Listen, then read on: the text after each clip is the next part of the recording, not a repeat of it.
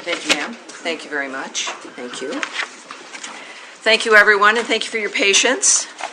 We're waiting for President Trump, as you likely know, that he was leaving the White House and taking the helicopter flight. We wanted to make sure we did not conflict with, well, I think the most important man in the world. Yes, so we're good, and we know that you also like to report on those things as well. And again, thank you for being here today. We do have a few announcements here, and then we'll begin with your questions. Thank you for being here. Nice orange. Nicely done. All right, the U.S. Department of State has no higher priority than the safety and security of Americans. As we continue to assess and address the needs of U.S. citizens during this important time, I want to reiterate a few important instructions for everyone watching at home and around the world. We urge all American travelers to sign up for the Smart Traveler Enrollment Program, known as STEP, to receive the latest updates from the State Department. We also urge U.S. citizens to regularly monitor the Department's website at travel.state.gov to receive the latest updates and to find emergency contact information. Americans overseas in need of assistance should contact their nearest U.S. embassy or consulate or call, if you're overseas, +1 202 501 4444. That is +1 202 501 4444. Another important update, the State Department has added a crisis intake form, which can be found by clicking the banner on the top of travel.state.gov, which, once again, the magic of technology, there it is. The new aspect is that red banner at the top.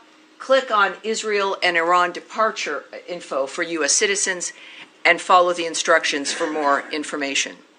U.S. citizens in Israel and the West Bank who would like to receive information on departure assistance should fill out the form that this website will take you to. This crisis intake form will also allow U.S. citizens in Iran to register their information. We do not anticipate offering direct U.S. government-assisted departure from Iran. Americans seeking departure should take advantage of existing means to leave. The Department of State has provided information and support to over 25,000 people seeking guidance regarding the situation in Israel, the West Bank, and Iran. And on Iran, I want to reiterate the statement from President Trump delivered by my colleague Caroline yesterday. Quote, based on the fact that there is a substantial chance of negotiations that may or may not take place in the near future, I will make my decision of whether or not to go within the next 2 weeks. And now, with so much happening, there has been some news this week you may not have seen. After 3 days of talks, technical teams from the Democratic Republic of the Congo and the Republic of Rwanda initialed the text of a peace agreement on Wednesday.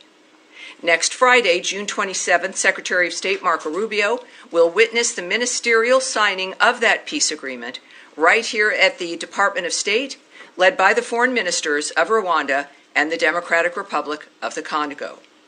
This is a milestone achievement and a significant step toward peace in that region, and we remind our friends and partners that with implementation of the agreement, the economic investment and development we all want to see will finally be possible. We look forward to more on this next Friday. Also, I would like to join the many Americans in New Jersey welcoming home Idan Alexander. Held hostage by Hamas, his release is a reminder of our commitment to Americans wherever they may be in the world. The scenes of people lining the streets were truly heartwarming, and America is stronger with one of our sons finally home.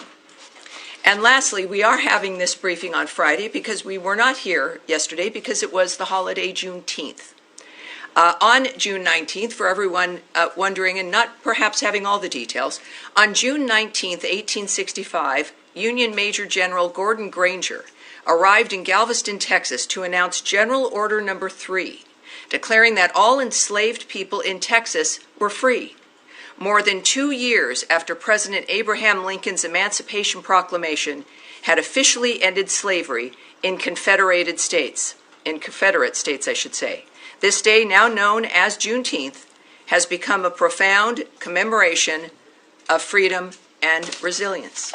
So I hope you enjoyed yesterday, and we are here today, and I'm ready for your question, shall we? Yes, Daphne. Thank you so much. So on the 25,000 that you said the State Department has provided information to, is that U.S. citizens who are seeking information on leaving Israel, the West Bank, and Iran?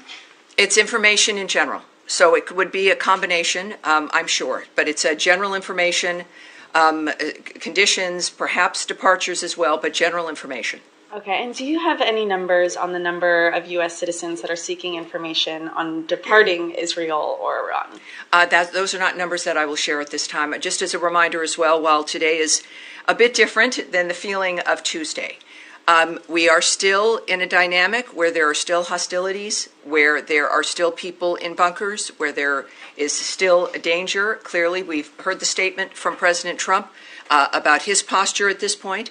So we're still going to be careful for national security reasons, obviously, when it comes to what we can answer. So that's a number that I won't be able to give you today. Okay. All right.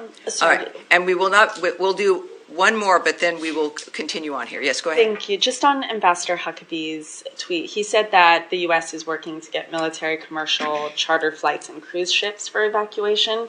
Have any of those organized by the State Department evacuated American citizens yet? And if not, when is that expected? Again, I won't give details from this podium, but we know that at each embassy they are posting actions that they're taking. We know that the Israeli embassy is doing that, so you could go to either travel.state.gov and get to the Israeli embassy, or go there directly, and you will see their statements, and I would urge you to do that directly when it comes to what the Israeli embassy is doing and what they've accomplished.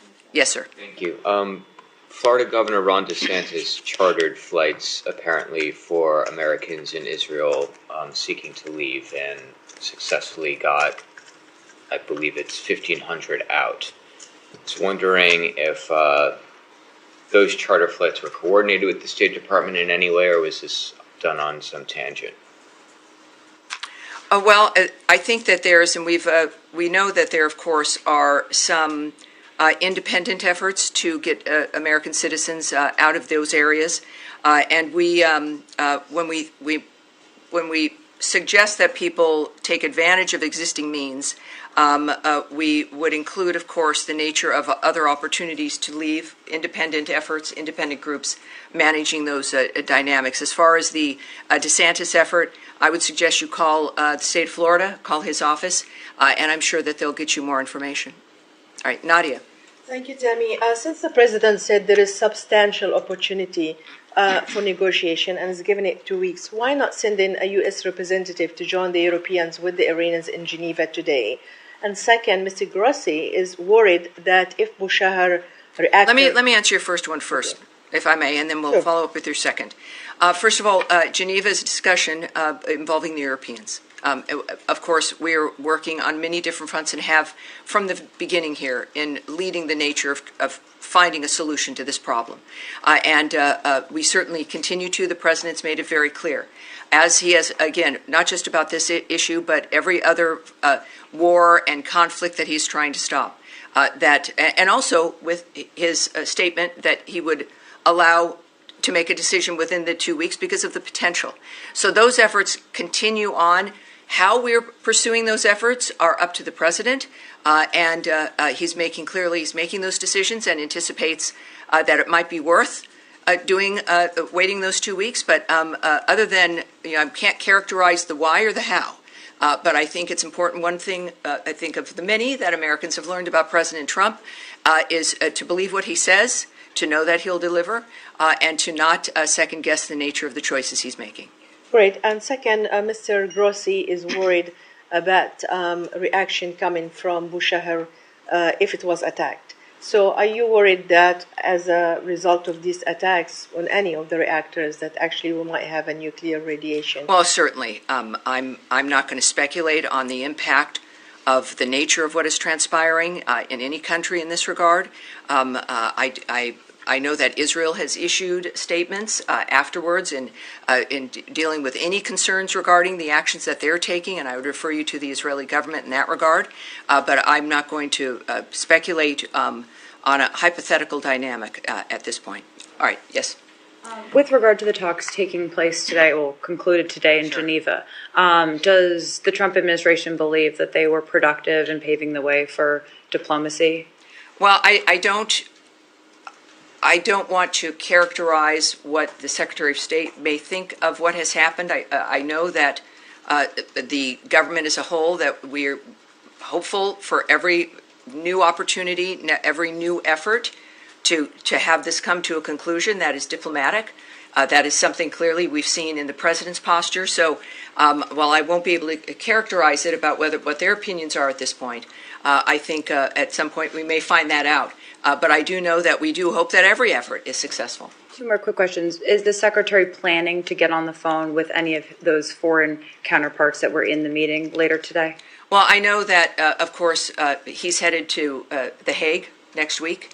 And so I know conversations, no doubt, will happen there about a whole number of issues. All right. And then, yes, sir. We'll move on here. We'll move on here. Yes, sir. Go ahead. To the Secretary's Hague trip.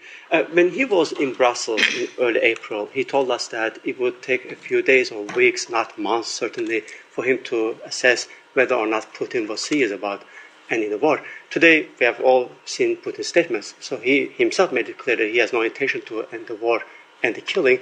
He even discussed, more territories to seize. I'm wondering, have you guys landed anywhere in terms of your conclusion about Putin's intention?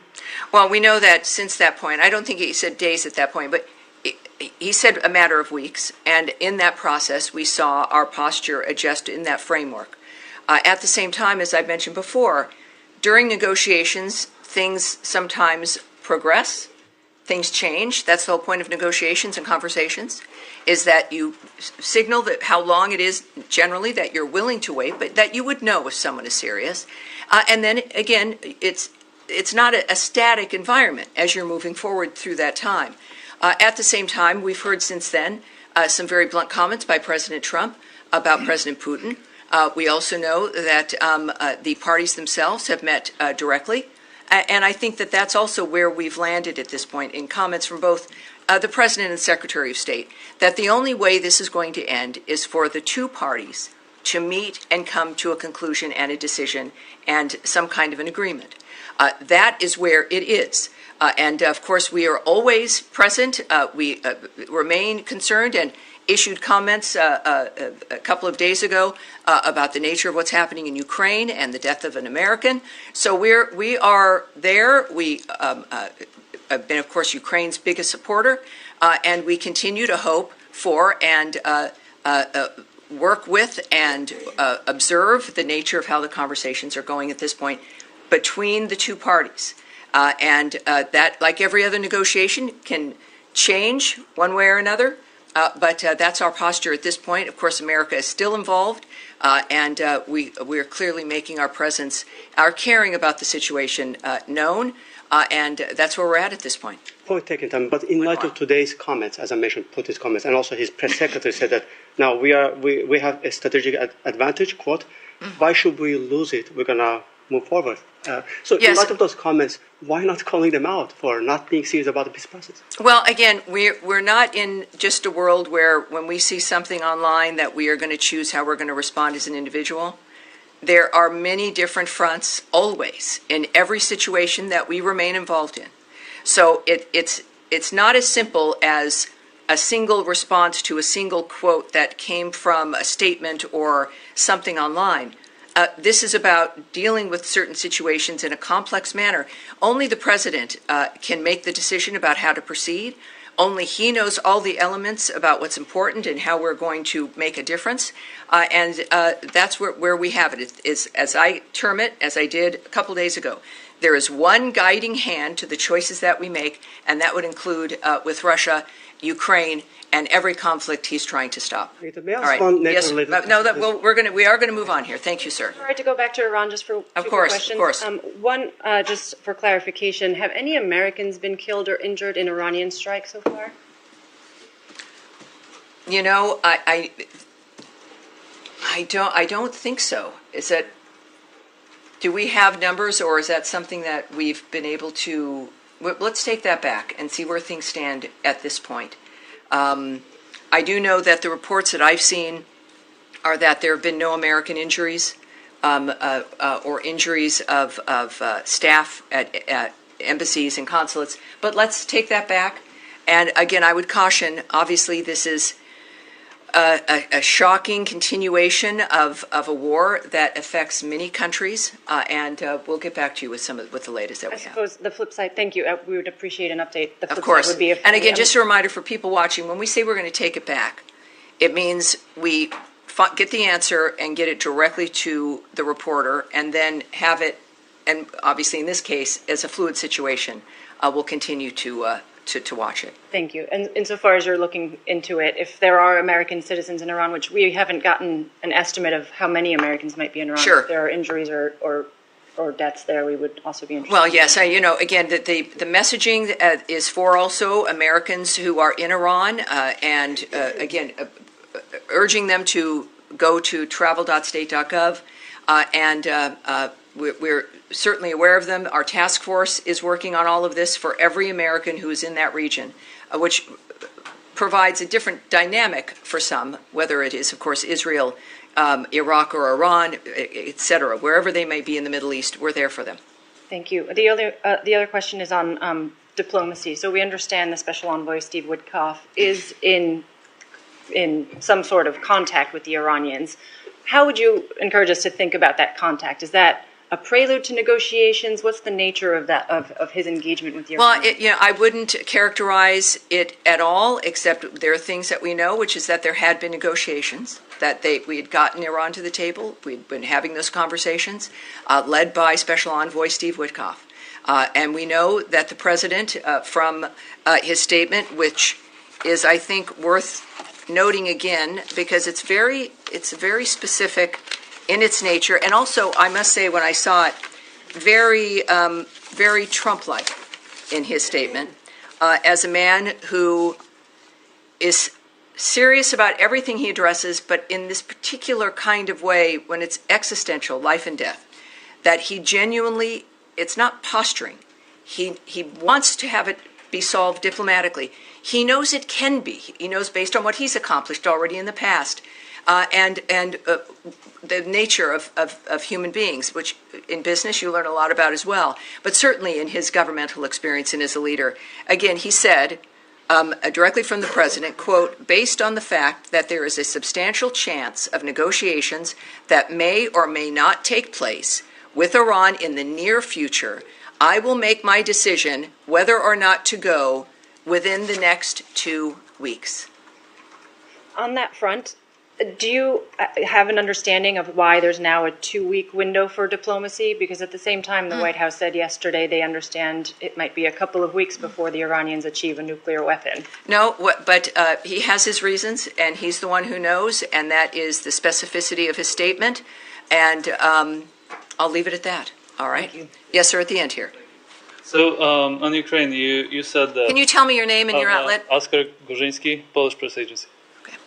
Go ahead. So, you said that you're not going to react to a single quote from Russian officials, but over the past few weeks, Russia has made it pretty clear that they're not interested in real negotiations. They killed a U.S. citizen. They struck the Boeing office in Kiev, and the president has repeatedly threatened sanctions on Russia if that happens. So why no action yet? I mean, how does that show peace through strength? Well, this is one of the reasons why we don't have negotiations in the press, debates between people reading things on the news, quotes in newspapers or made in a moment or on a website, that there are much more complex things that are happening. Other conversations, the culmination of multiple other negotiations with Iran is an example in one case, summits and negotiations with Russia and Ukraine, the parties themselves meeting. We've always said that we will not take essentially for Russia, we're not going to listen to what they say. We're going to watch what they do. That remains true. But what you would do in this moment is not at issue. What matters are the people who've been involved for months now, dealing with the parties directly, the leaders of countries in the world, but the most powerful leader in the world right now, Donald Trump, who would likely know a little bit more about the nature of the situation than you or I, and I think you might have to agree that he may know more. So I think it's important to not second guess the president, and to not speculate, and to not presume that what he's doing is not in the process of peace, but in fact specifically in that track. And I'm wondering for Matt Lee, who's been studious with his phone, if you do have something you'd like to ask or add. I actually do. I'm surprised. My question is about Matt Lee of the Associated Press, for those of you who don't know him. The two people in the world. Yes, sir, go ahead. Of the 25,000, you said that you couldn't break it down. That's correct. How many were Israel, how many were West Bank, and how many were Iran. That's right. But is it correct that the only evacuation flight that has happened so far was the one for embassy staff and family members on Wednesday? I will not characterize that or agree with you or not. I won't give you an answer to that. Sorry. It's one of those things we can't hear. In the days prior to this conflict, I might go back and forth with you, but I can't answer that. Okay, well, because there was a comment from the embassy spokesperson about how. So, are you aware of when these people call? I assume they're calling the number that. Yes, they are. I've called that number. I don't know if many of you have. You called that number? You can call that number, and you'll get someone from. You don't go on to permanent hold. No, they're busier now. After the briefing Tuesday, they're busier. So, but be persistent and do the form online. That's always a good idea. So the 25,000 people who have reached out, yes, reached out via that platform, either online or calling. Correct. And they, do you know how many of those 25,000 have then taken the information that they've been given or the guidance that they've been given, and then left? There's data that I won't be sharing, and even in general, it's not data that I can share with you. The fact that we got the number from the team, I felt really excited about. Now you're making me feel like it's not so good. No, it is. It's a great number, but I will not break it down. Okay. I will not go into descriptions that highlight a situation or an environment within this region of conflict. I don't think it's wise. All right, thank you. Thank you, sir. All right, yes, sir. Back. Thank you very much. I have two questions. Regional sources reported that Iran is using human shields to protect its military bases and forces. Same thing Hamas did in Gaza. This tactic has reportedly been employed in several areas, including Kermanshah city in Iranian Kurdistan. Do you have any information on this, and would you please be willing to comment? What I can say, it's going to be brief. You won't necessarily like it, but I can say that we are aware of those reports, that the Iranian regime is using human shields to protect its military bases and forces, and I have nothing further for you at this time, but we are aware. Yes, sir. Next. Well, you have one more? Yes, one more. All right, and then we'll come directly to you. Yes, sir. Danny Danon, Israel's representative to the United Nations, claimed that Iran has attempted to assassinate President Trump and Prime Minister Netanyahu. He said today at the United Nations. Do you want to comment on it? No, I would suggest you contact the ambassador, but I have no comment on that. Yes, sir. All right, now, yes. Thank you, Tammy. To question one on Iran and the other one on Iraq. I'm sure you may have heard from the Iranian foreign minister, which he said that we are not coming back to the table unless the Israeli stops strikes on Iran. And they are not going to negotiate with the U.S. until the U.S. will stop Israeli to attack Iranian. Are you willing to broker a ceasefire if that helps you to make a deal with Iranian? Obviously, I can't speculate on that. I'm not going to characterize what's happening now or the reaction by the President or the Secretary of State to what those negotiations might be. So you know that's a standard basis here, is we're not going to do that. But as you do know, of course, from the president's remarks, is that he still holds out the hope for negotiations. And there's also been a reinforcement that Iran and its proxy should not target U.S. interests or personnel, and if they do, the consequences will be dire. So we can reinforce that. And of course, the ultimate red line, which has been repeated constantly, because it's what the president sees as being the most important aspect, is that Iran cannot have a nuclear weapon. That is not a negotiable dynamic. And, all right. Yes, sir. Another question on Iraq. Yes, sir. Go ahead, please. Sorry. No, we'll keep going here. I have a non-Middle East question. Yes. We're getting reports that Japan has canceled the annual security talks known as 2+2 with Secretary Rubio and Defense Secretary Hegseth because of U.S. demands for them to increase their defense spending. Do you have any comment on this? And has Tokyo communicated with No, I have Washington? no comment on that at this point. Thank you. Yes, ma'am? Thank you, Tammy. Two questions, one on China and about the Iran and Israel war. It was reported that the Chinese cargo plane was headed to Iran. Has there been any detection of Chinese actions or cooperation to support Iran? Thank you. Let's take that back, shall we? Get back to her with an answer on that. What is your next one, please? One more question, please. Iran's nuclear weapons are threatening the entire world if the United States intervenes in a war between Israel and Iran.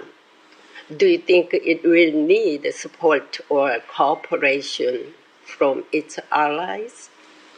Well, we've made very clear, I think there's, if anything is obvious to the world, it's that President Trump has demands regarding that situation. His concern is the fact that Iran can never have a nuclear weapon. We know, of course, since October 7th, Israel remains in the posture of defending itself and the existential threat that is posed in that region by Iran. Our efforts clearly reflect the President's commitment to diplomacy first, to diplomacy being the thing that he believes will and can succeed, but he's also a pragmatic man. And this is why it's probably the most transparent leader globally right now, is making it clear publicly about his positions and when he would be willing to be making decisions about that. But we are always working with our allies and our partners. It's clear, and that will be also evident when the President and Secretary of State go to The Hague for the NATO meeting next week. All right, now go ahead in the back. Yes, sir. Thank you so much, Jamie, on Bangladesh. Given UN Human Rights Commission Chief Volker Turk concern over the banning of political parties in Bangladesh, also Human Rights Watch has accused the UNIS-led interim government for arbitrarily targeting Awami League supporters. Does the U.S. consider this violation of democratic principle and condemn these actions? Obviously, when it comes to let's say, a White House reaction to what is occurring in another country, I would suggest you contact the White House. But for when it comes to Secretary of State and the State Department, let's take that back, and we'll get an answer for you in that regard. But what I can tell you about Bangladesh is that Deputy Secretary Landau met with Bangladesh National Security Advisor Rahman Wednesday, and discussed the interim government's efforts ahead of the national elections. They discussed the U.S.-Bangladesh relationship, including expanding trade and commercial ties. The United States is committed to working with Bangladesh to promote peace and stability in the region. And I have a second short question on All right. same. What is the State Department response to the alleged fabricated charges against Prime Minister Sheikh Hasina, the rise of mob killing and violence, and the imprisonment of individuals like 100 journalists without trial under this interim government? Will you condemn this and ask them to free them? We will take that back, and I'll get you an answer as soon as we can get one for you. Yes, sir, in the middle here. Thank you so much. Thank you, Tammy. The Turkish President Erdogan hosted the Armenian Prime Minister and his delegation in Istanbul today, and he mentioned that they talked regional issues, including the stability and peace in the Caucasian region and the problems or the issues between Turkey and Armenia. How do you follow these meetings?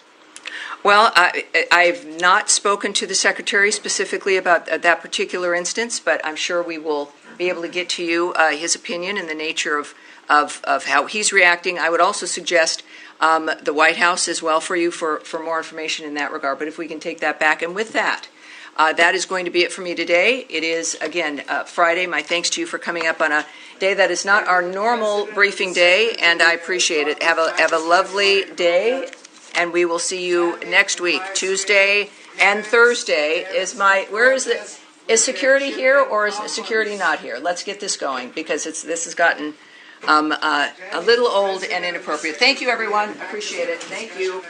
Thank you.